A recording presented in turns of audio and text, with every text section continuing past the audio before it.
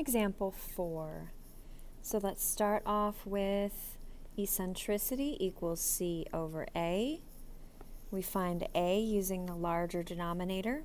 A squared equals 45. Square root both sides. A equals the square root of 45, which we can simplify. I'm going to do a little scratch work in the corner. A perfect square that goes into 45 is 9, so 9 times 5.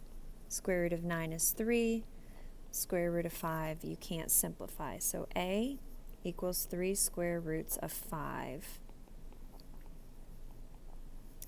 Remember, we find c using c squared equals a squared minus b squared.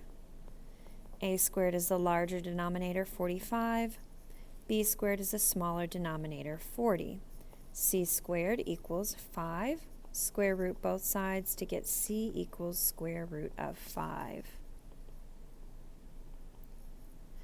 Now we can just place e equals c is square root of 5 over a, 3 square roots of 5. Notice how the square roots cancel, so that simplifies to 1/3, which if you get decimal form is 0.33 repeating, which is closer to 0. So this is going to be a very circular ellipse.